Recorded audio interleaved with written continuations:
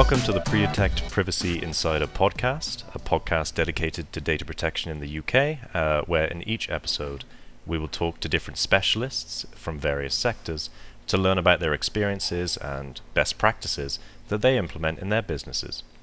I'm Charles Maddie Trevitt, the UK lead of Predetect, and I have a background in marketing and data protection advisory work, but most recently at Predetect, which is a platform that helps companies with the growing challenges related to privacy and data protection compliance. Today I have the pleasure of being able to speak with Naveed Malik, DPO at PushDoctor, with 5 years of experience at the ICO, then moving on to in-house roles in local government, launching Burberry's first data protection office, and moving during COVID into the health technology sector. We're sure Naveed will be an interesting guest for our listeners, and we're really happy that he's joined us for this episode. So, welcome, Naveed, first of all. And thank you very much, Charlie. No problem. And the format of this is going to be relatively question-based and with discussion. So I think I'll hop into the first question now, if that's all right with you. Yep, shoot. So how did you enter the world of data protection? Well, I suppose like many people in data protection, I didn't wake up one day and think this is what I want to get into. It generally doesn't happen like that. You kind of fall into it. I think from my perspective, it was very much a case of I got into regulatory work first, and so I joined Ofsted and then I went to General Medical Council, and I was particularly attracted to working at Ofsted and working in the regulatory environment because there was that kind of sense of public service and being involved in the environment of the public sector, partly because my father had worked in the public sector in his entire career, and there was that element of real respect, certainly within our community, and that very much rubbed off on me, and I think I felt like that's something I'd want to get into. So having joined Ofsted, I think I found it really interesting to be given the opportunity to interpret like rules and regulations and things like that. It's a kind of novel thing to do, and I was fairly junior, but I really enjoyed it, and I was there for maybe 2 years, and then I moved to GMC, and again you get the opportunity to understand the law, Medical Act, and things like that, and rules and regulations. And I definitely felt a sense of empowerment. Here I am, I was fairly junior, and I was able to speak to specialists, very senior people, and really help them understand what these requirements were.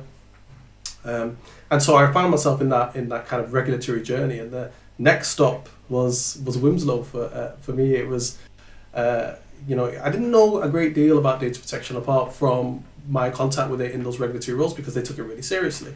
And the opportunity arose, and I was successful, and that was the beginning. And unlike Ofsted and GMC, where there's more of a distance between you and the legislation, at the ICO, on my first day, I was handed a copy of the Data Protection Act 1998 and Freedom of Information Act and the Privacy and Electronic Communications regulations, and it was a case of these are yours.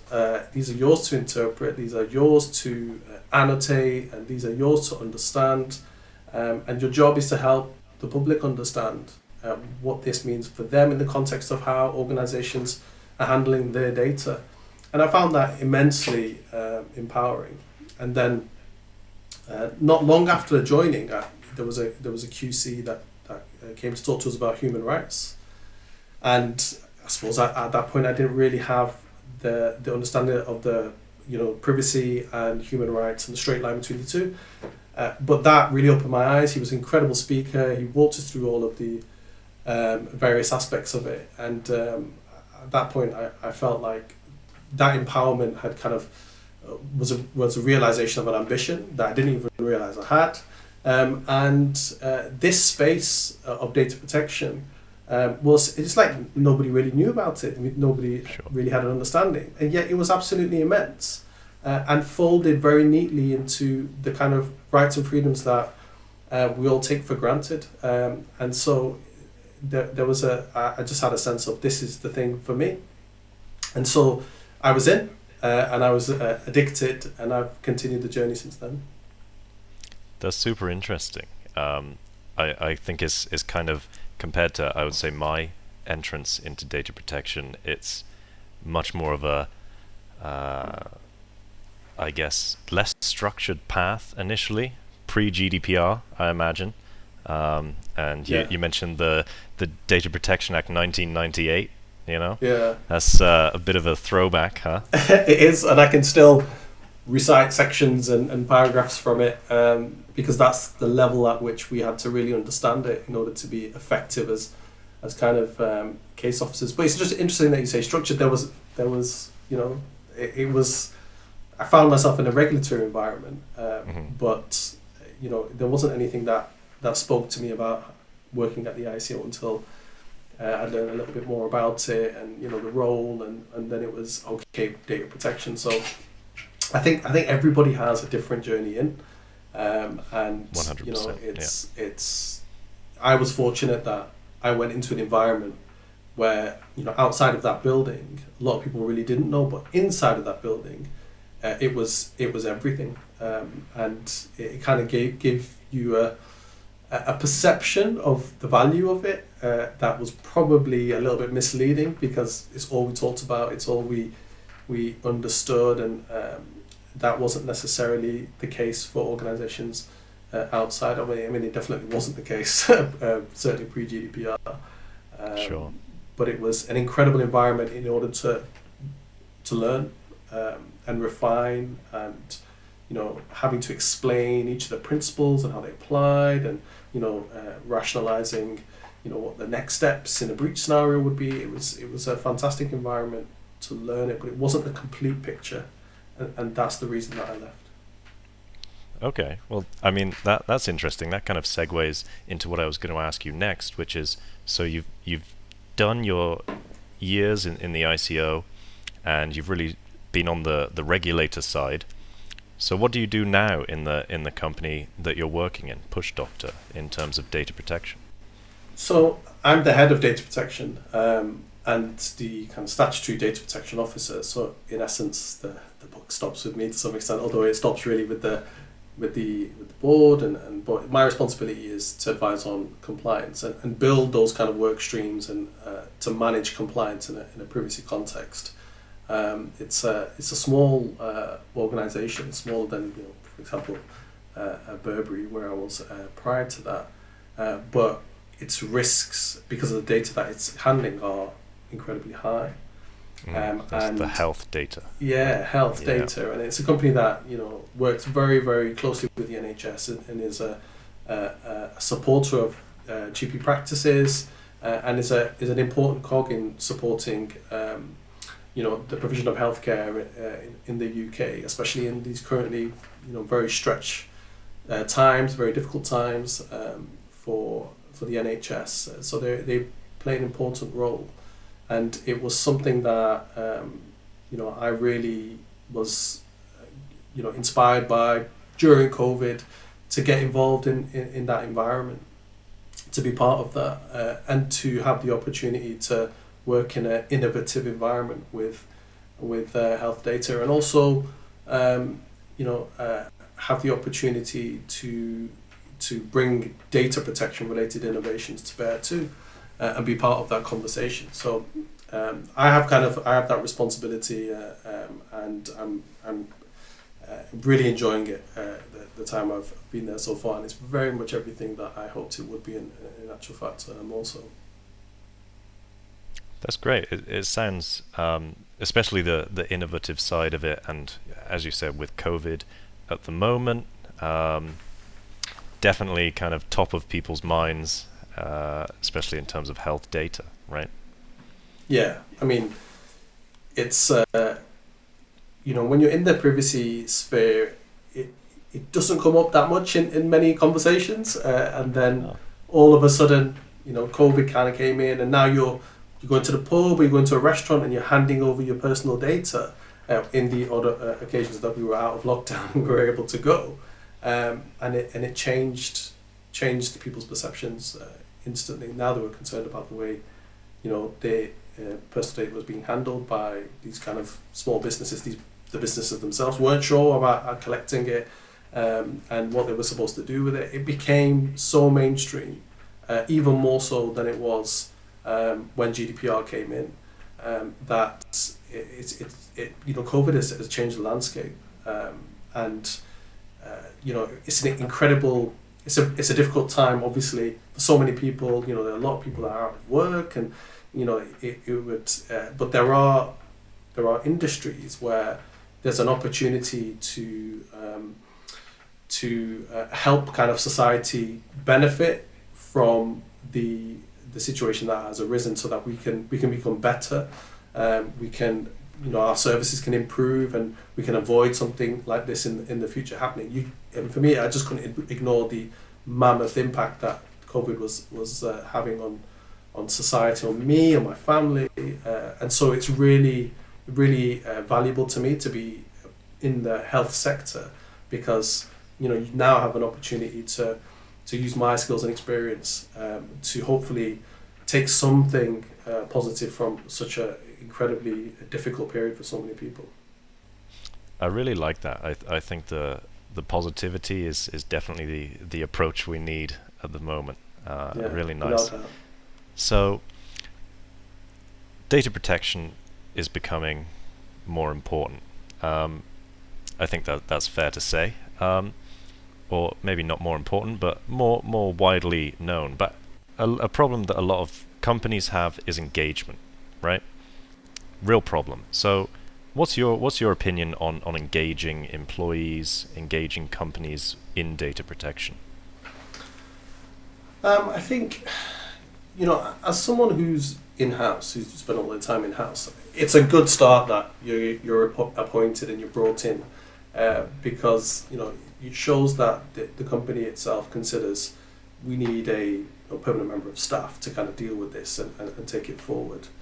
And I've always felt that I've had the support from the senior leadership, and then it's about, well, how do you build? What are you building?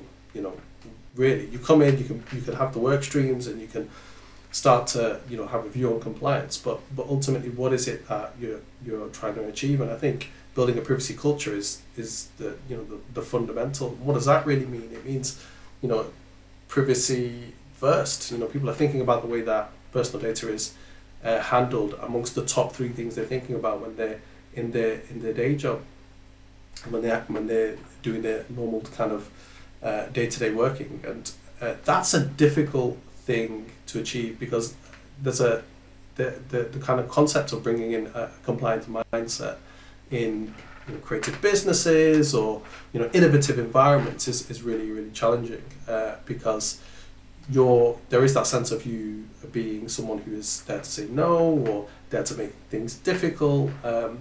So there is, it's not the same as kind of when you're in a compliance environment. It's not the same as being in the design team producing a product, or in the engineering team producing a piece of software, and so there is that challenge. But what I think is absolutely vital is that you are building relationships. It's important that you understand the business. It's important that you understand who the key players are, that where the information is being handled, and that makes your conversations with people, with senior leaders, whether you're establishing a kind of governance framework and or data protection framework, or whatever method you have of trying to ensure that there is some checks and balances in the organization. You have to come to those conversations with an understanding of what the context of the business is, and where, in essence, the risks are. And then once you're able to have those informed conversations and where the risks are, it's much easier to talk about how those risks can be controlled. And you have to work your way down the kind of hierarchical ladder when you're having those conversations. And I think for me, I found it absolutely vital to be, the face of those conversations, to be front and center, to have your door open, to make people feel that whatever it is about the way that they're doing their day job that concerns personal data, if they have any concerns, they can come to you. And so it's really building that confidence. Once you've got that confidence in understanding, well, once you have the confidence of the people that are handling the information, the persuasion around and the influencing around data protection processes, policies, mindset, that sinks in that little bit better. So there is a process I've found that you have to go through. You can't just simply get a bunch of people in a room and say this is what GDPR is, and off you go. You know what I mean? Yeah, it simply doesn't 100%. work like that. It's not gonna stick that way. It won't stick. So I really like one thing you said there actually, which was being kind of available for people, right? Because we have, from the advisory side, we have clients who are trying to engage their company in data protection, and something that has come up quite often, I'd be interested to hear if you agree, is that being open is great, because a lot of people within your organization, they may have done a bit of training, but they won't know a huge amount about GDPR and what they're supposed to be doing or not supposed to be doing. So if you're available, you're open, people are much more likely to ask questions, right? Yeah, 100%. I think that's great. I think that's important. You've got to at all times be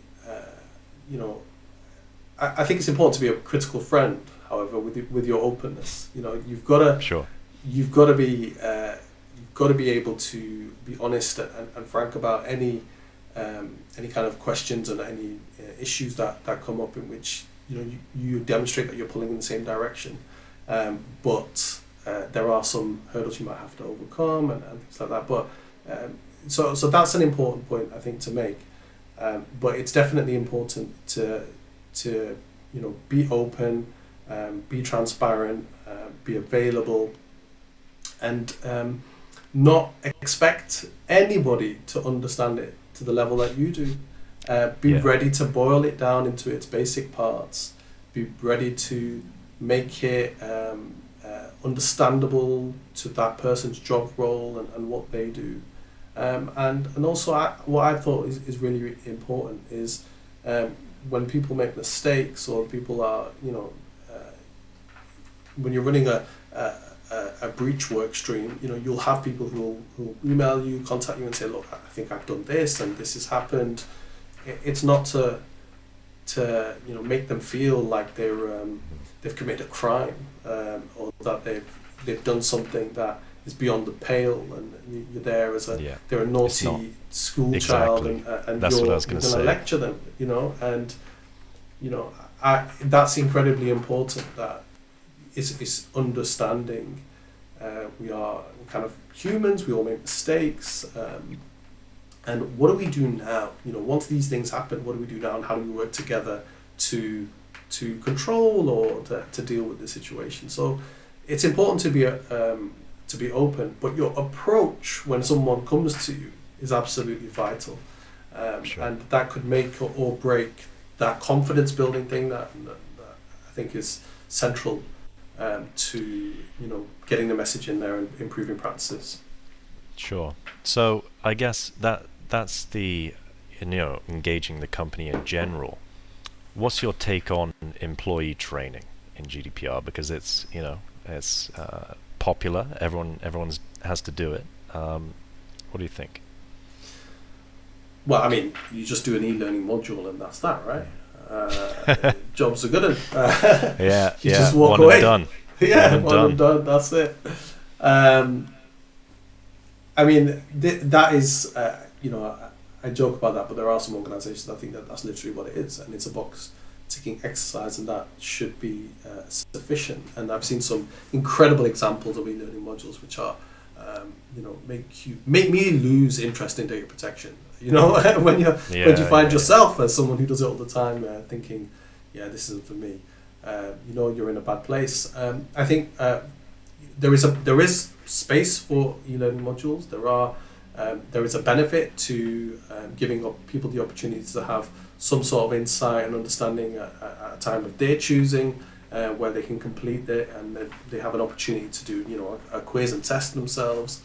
But really, what you need is to build in that cultural mindset of data protection into the ways of working, and start to apply the principles into the way that people work day to day.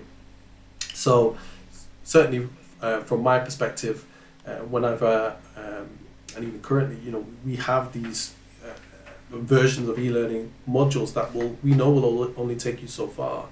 And the next step is to start to talk about how they apply for you, and not just you in your role, you in your function. So breaking up the functions and saying, well, if you're in HR or people, you're likely to handle information in this way, and these are the things you need to think about. And you imagine in the local government where you've got hundreds of services, there is a challenge there, but the fundamentals remain the same, and then there's some nuance where you make it more applicable. There's some areas won't see any DSARs come or individual requests come through. Some are likely to require more understanding around privacy impact assessments because they're more involved in, for example, bringing on third-party vendors or introducing and innovating and bringing in new processes. So, for me, it's at least a two-step approach, depending on that need, and it's really important to do those surveys and gauge what people's understanding is at the beginning and where it is maybe in a year's time.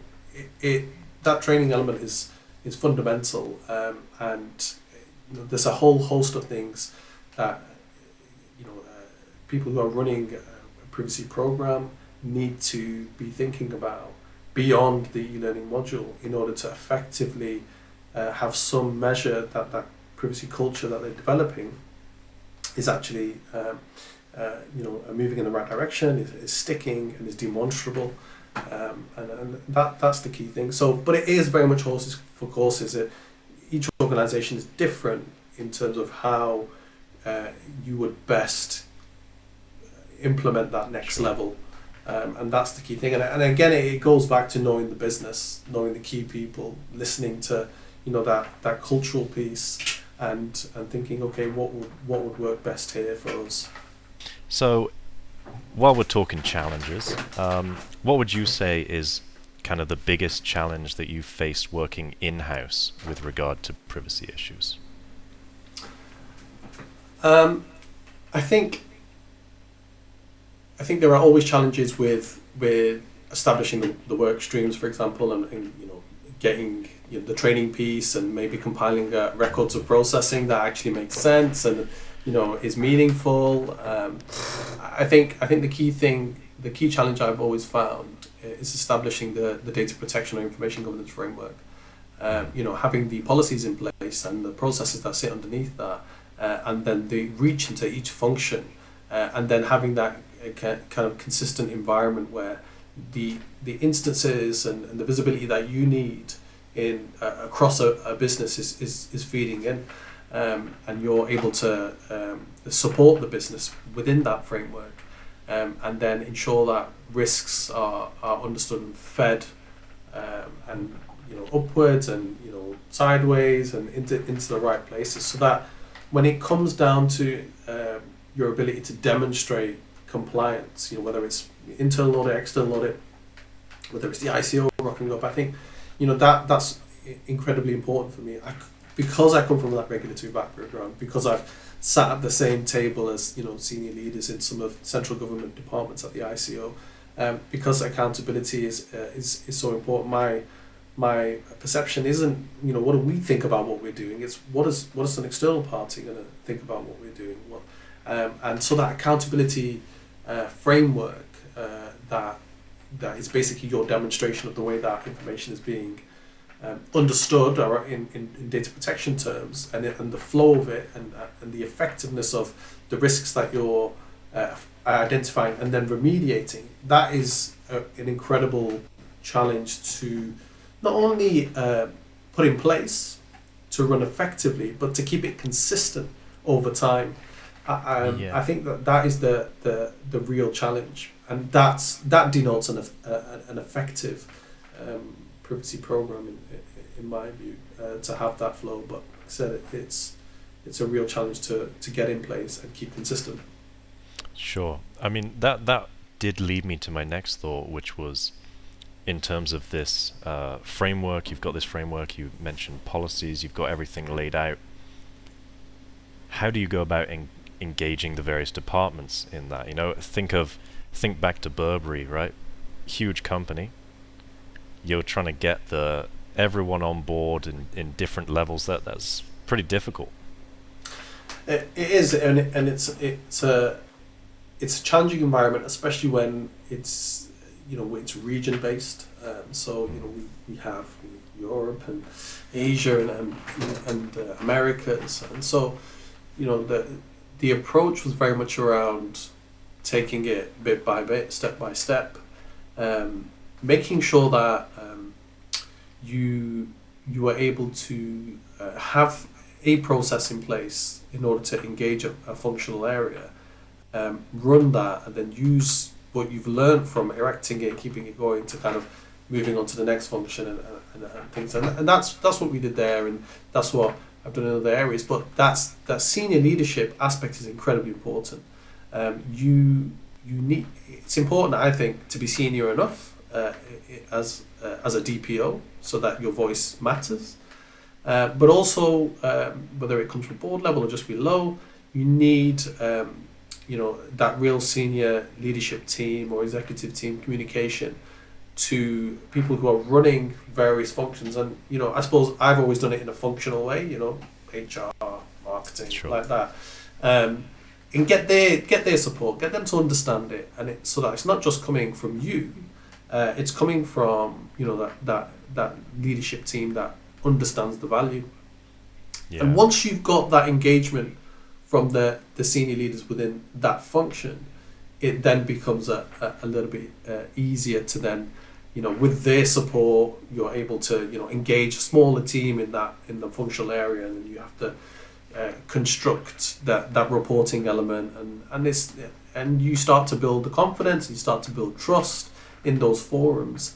And then you're able to ensure some real meaningful outcomes, from maybe the risks that you're seeing, or the issues that are arising that need to be dealt with in that environment. So bringing the leadership in, bringing the senior managers in, making sure that there's an alignment on the objective, having a tight terms of reference, having a forum, these things allow you to be given the opportunity to talk about your message and all the things that you need to do in order to start to build a better understanding and get that reporting effective. And then if you're able to then spread those out across multiple areas, then you've got, in the public sector, you've got a fully functioning information governance framework with maybe your asset registers and asset owners, and you've got maybe privacy champions or data champions, as you would have them in the private sector.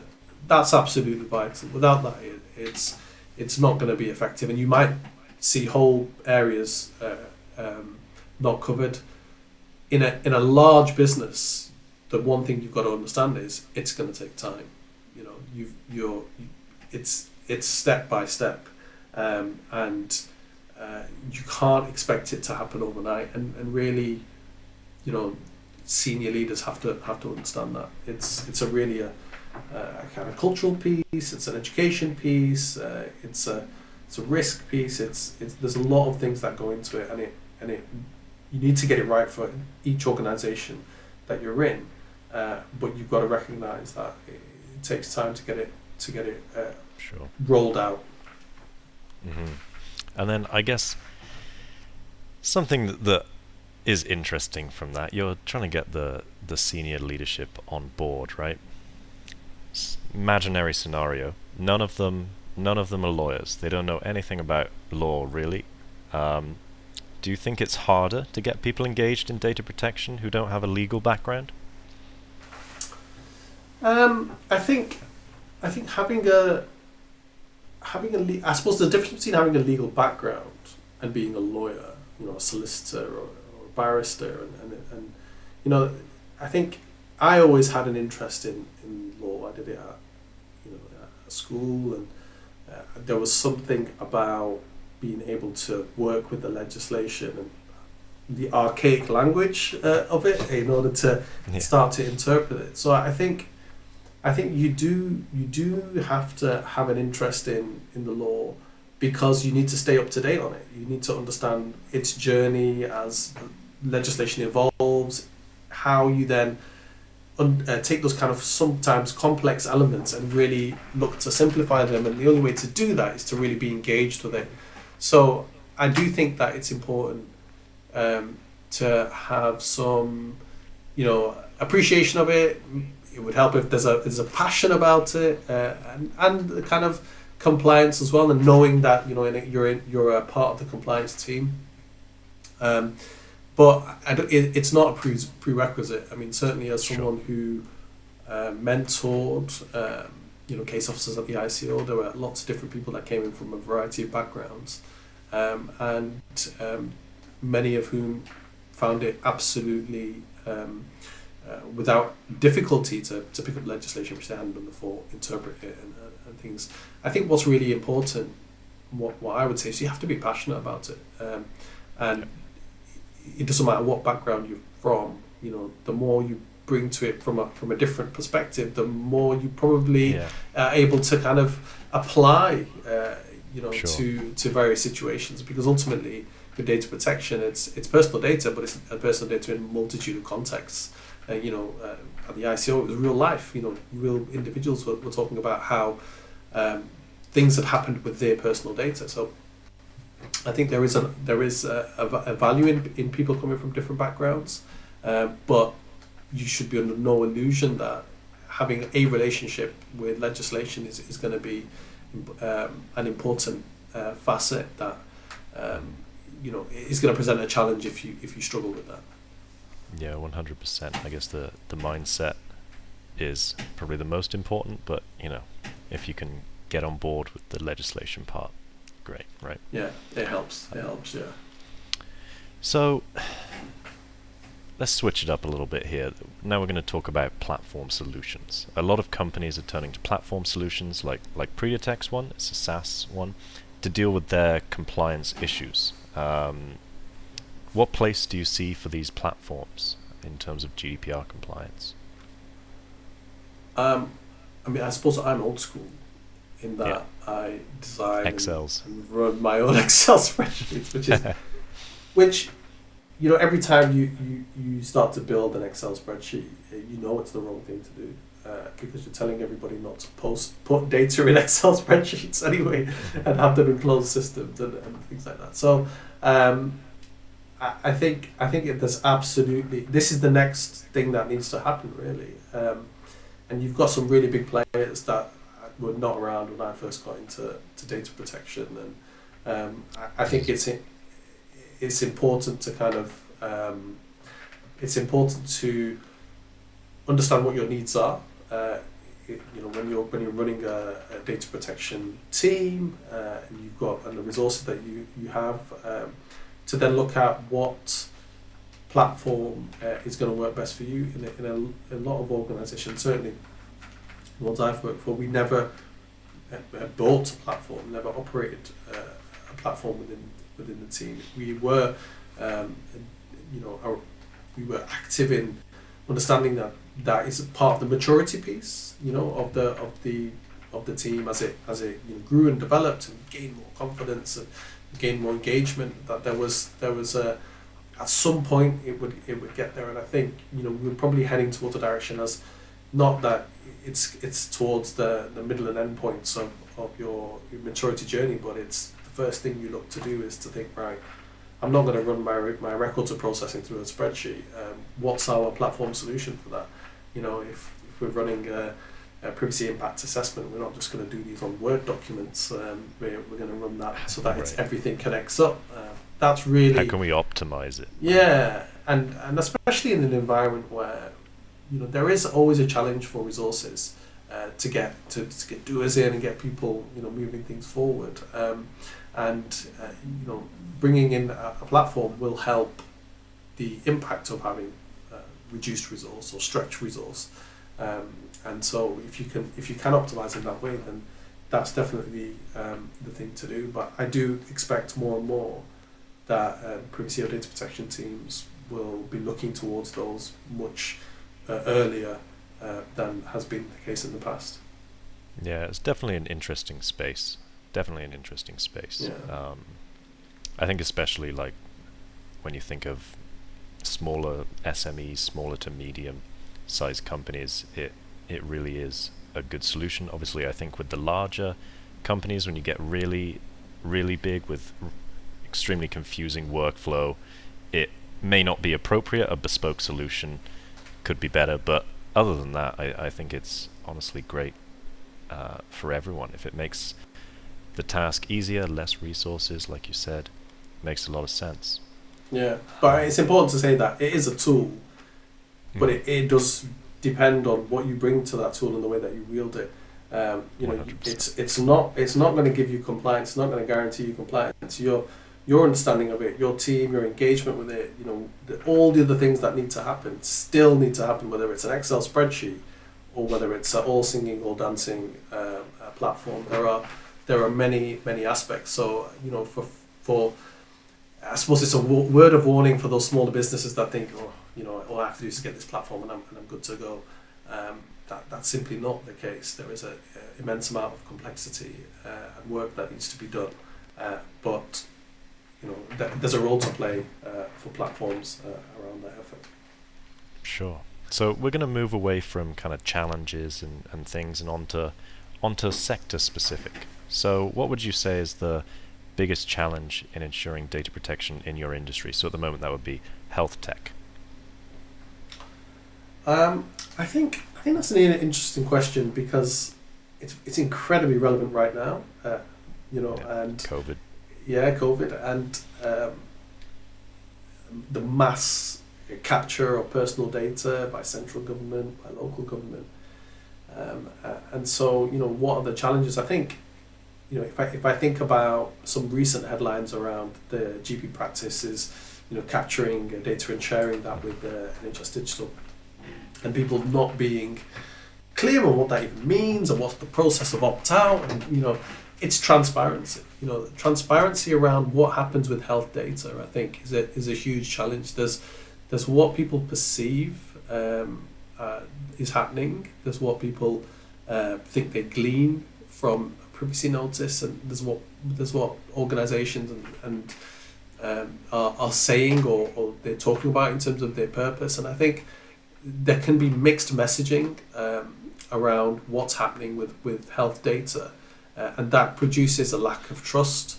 It breaks that confidence that is so key to using personal data in a way that is built a compliance environment.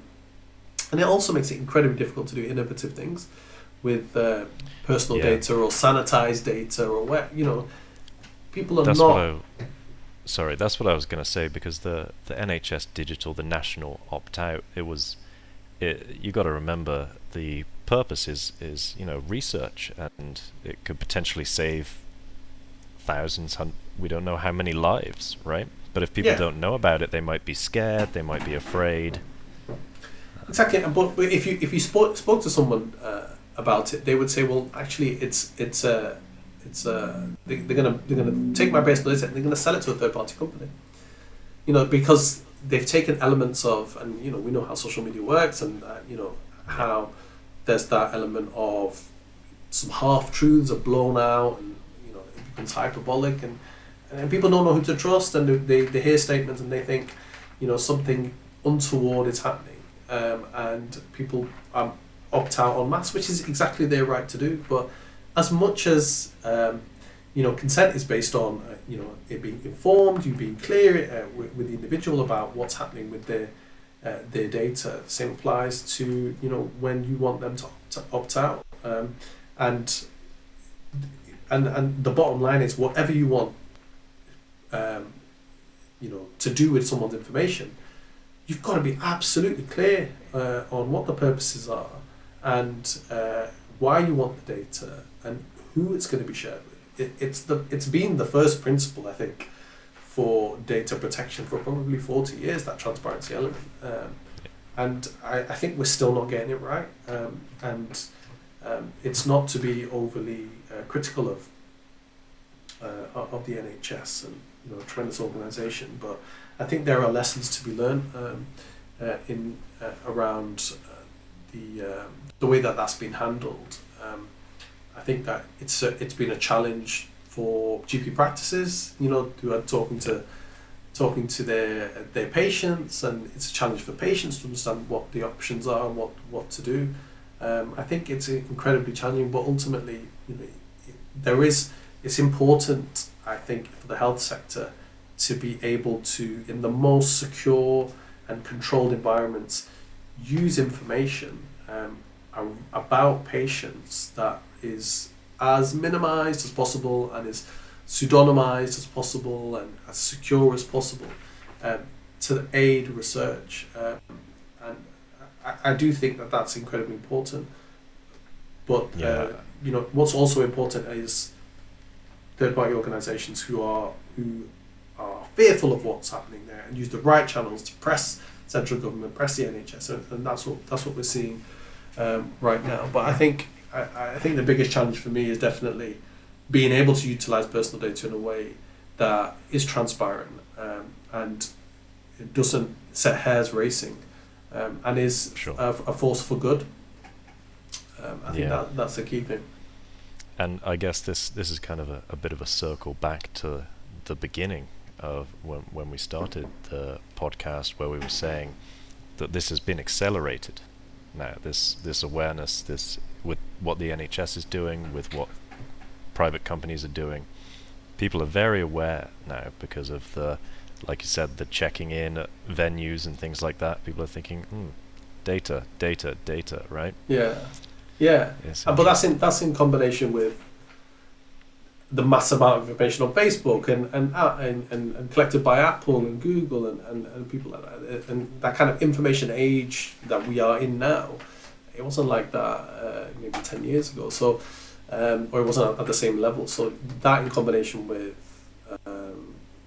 COVID hitting and the requirements around using personal data have definitely put data protection in a place it's never been before, and one it won't drop back from because of all of this.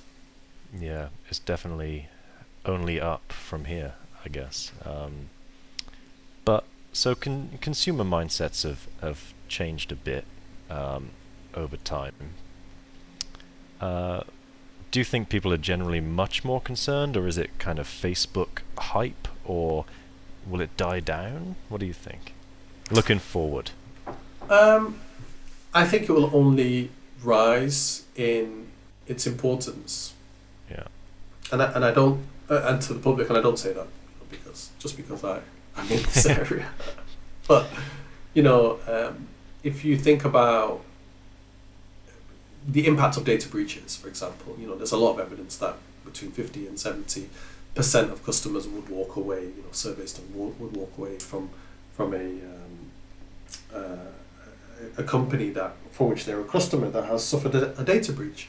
And if you think about TalkTalk, I think they had £400,000 fine from the ICO, but in real terms they lost. I think that year they lost 60 million because a significant number of customers now no longer trusted them and walked away. So customers, the consumer, they are thinking more carefully about what happens with their personal information.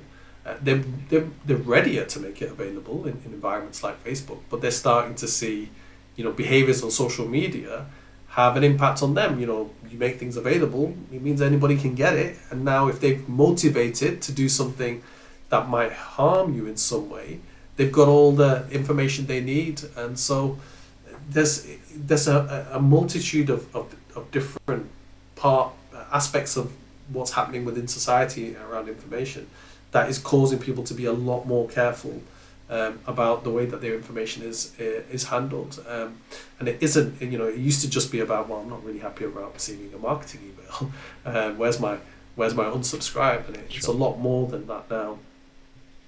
So I do think that the consumers are getting savvier and are starting to really understand their rights that little bit more. And again, I think, you know, the legislation will continue to evolve as they continue to feel that more needs to be done by governments, more needs to be done by big companies, because their confidence is being lost. So this is you know, this is only we're still in the infancy, I think, around the importance of data protection, and it will only continue to rise as it has been doing. Definitely an interesting place to be, though. So that's nice. Yeah, without doubt. So that's in terms of consumers. So yourself as a professional, how do you make sure you're up to date on the latest data protection changes? I think you know, as with any, you know, specialist in any field, that professional development is absolutely vital. I suppose you know, organisations like the IAPP have a little bit of a monopoly over you know, being able to gather together the sort of resources in one place that you can then access and start to disseminate and start to understand. So there's a range of kind of different companies that you know, I have a feed through, and I keep up to breast in terms of what they do, especially law firms as well, who, you know, are really tasked with coming up with solutions for big companies around how the latest impact in a particular aspect of data protection, you know, what that means for their clients. So there is the kind of usual areas, but what I found particularly helpful is hearing from individuals and their other privacy professionals and their perceptions on particular issues in environments like LinkedIn. I found that really, really meaningful, and I'm not a big poster or I don't actually post anywhere. I try and minimize my exposure of personal data, but it's not a two-way street from in terms of myself and other privacy professionals that I'm connected to. But I find that incredibly helpful to hear what they have to say, to think about, you know, the rationale of their positions and think, well, what do I think of that? And what would I do in that sort of situation? So that I found you know, LinkedIn really helpful. But you probably won't be surprised for me to say the ICO's website, you know, is an incredible place. I spent all my time stealing wildly from that website when I was a case officer there, and you know, it's a great place to try and get the basics done. And when you're in a position where there's a matter of that comes up that is maybe a little bit grey and not as black and white, and there are conflicting positions on it, the ISO's website is a great place to go to. Where they have a position on something, you know, a good using them as a resource to explain is fantastic. So, you know, if you're a professional in any environment, you have to have a wide variety of sources to keep up to date on what's current and latest, and it's no different from as a privacy professional. I think it's incredibly important to have that in place. And to utilize it as much as you would if you were in any other industry. But it definitely helps me, and I don't know where I'd be without it a lot of times. Yeah, I completely agree. I think the ICO website is a great gift, honestly. The way they distill complicated concepts into very simple information is helpful for everyone. You know, if you're a DPO at a small company, or if you're working in a huge one, it'll always be useful. Yeah. So I think we're gonna wrap it up a bit now. I'm gonna throw you a bit of a bit of a tough question here to wrap it up. If you had kind of one piece of advice for a DPO or someone, maybe a compliance officer, something like that, that's just starting in a company, what would you say to them? In order to make the most of the role and develop it. Yeah, and be make the effective. most of the role and be successful in what they're doing. You know, maybe they're relatively new to it. I think there isn't necessarily one thing I would say. There's probably about 50 things I'd say, but I think that Handbook. I think the key thing is to look at your role as a critical friend. I think I said at the beginning. You know, it's important to have honest conversations, and it's important to have those conversations, and it's important to make people feel that what you're doing is it's compliant, but it's pulling in the same direction as everybody else in that organisation, and you may disagree on some aspects, but come with the knowledge, come with the understanding, come with an understanding of the business, find that balance between the two, the rights of the individual and the objectives of the organisation. Find that nice balance in between the two, and then be honest around what you think the challenges are, but work with the organisation to see how those challenges can be overcome. I saw that so effectively when I was at the ICO working with central government departments, police forces, etc. So it was always an approach of let's work together, and I think if you want to be successful in this field, and it's understood that you have an expert level of knowledge and you really understand the business, then your approach to the people that you're working with, that critical friend aspect, I think is where most success can be achieved. Sure, that's great. That's a really nice note to end on, I think. So I'd like to thank you, Naveed, for joining me on this podcast. It's been very insightful. So thank you for coming on. Hope you've had a good time. Yeah, it's been fun. I've enjoyed it. Cool. And I'd like to thank the people listening for listening. You'll be able to tune in to the next episode as well when that's out. So yeah, thank you, Naveed, and thank you for listening.